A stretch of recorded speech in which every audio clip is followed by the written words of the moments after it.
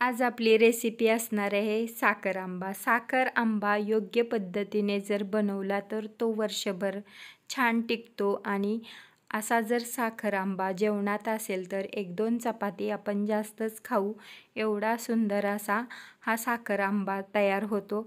माझा तर हा फेवरेट आहे.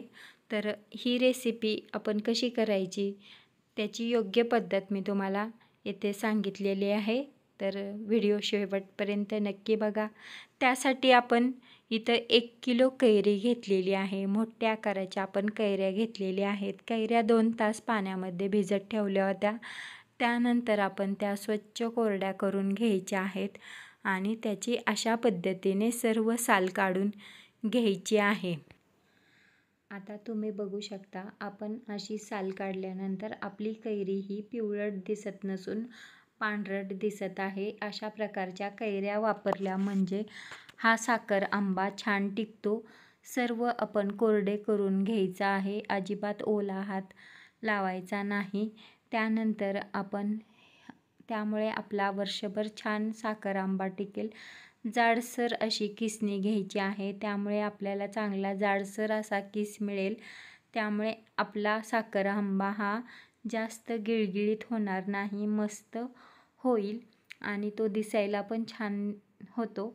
अशा प्रकारे जर आपण जाडसर किसणी वापरली तर आता बघा आपण सर्व बाजूनी व्यवस्थित कैरी खिसून घेतलेली आहे. अजिबात कैरी वाया घालवायची नाही. मोठ्या आकाराच्या कैऱ्या घेतल्या म्हणजे किसायला पण सोपं जातं. आता आपण किस किती भरला आहे ते चेक करूयात. आपण जेवढा किस घेतलेला आहे कैरीचा तेवढीच साखर वापरायची आहे. तुम्ही बघू शकता आता 1 बाऊल आपला किस भरलेला आहे. आपण तेवढीच साखर घेतलेली आहे. आता काय करायचं आहे, एक कढई गरम करत ठेवलेली आहे.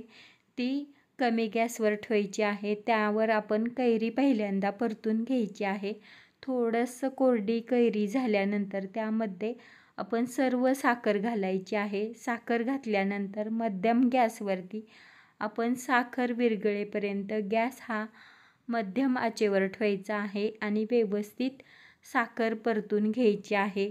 आपण उन्हाळ्यामध्ये वेगवेगळे कैरीचे पदार्थ बनवतो. त्यापैकी हा एक पदार्थ आज आपण बनवत आहोत.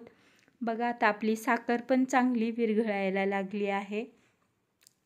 वर्षभर साखर आंबा टिकावा म्हणून आपण ज्यावेळेस साखर आंबा खायला घेतो त्यावेळेस कोरडा चमचा वापरायचा आणि बरणी पण व्यवस्थित बंद करून ठेवायची. हवाबंद भरणीतच आपण साखर आंबा ठेवायचा आहे.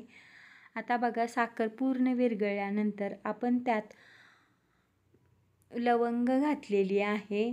त्यानंतर तुम्ही त्यामध्ये दालचिनीसुद्धा वापरू शकता. त्यामध्ये वेलची पावडर घातलेली आहे. वेलची पावडर घातल्यावर पण तो चविष्ट लागतो आणि लवंगमुळे पण त्याला छान फ्लेवर येतो. आता बघा आपले फुल गॅसवर आपण ही प्रोसेस करू शकतो. आता जोपर्यंत एकतार बनत नाही तोपर्यंत आपण परतून घ्यायचं आहे. आपण त्यामध्ये केशरसुद्धा घातलेलं आहे. केशरमुळे त्याला छानसा कलर आलेला आहे. तुम्ही बघू शकता त्याला एक वेगळी चमक यायला लागते. जसं जसं हे मिश्रण घट्ट होत जाईल तसं तसं त्याला एक वेगळी चमक येते.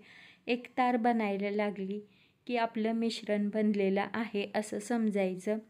त्यानंतर आपण गॅस बंद करायचा आहे आणि 5-1 मिनटं हे मिश्रण असंच हलवून घ्यायचं आहे.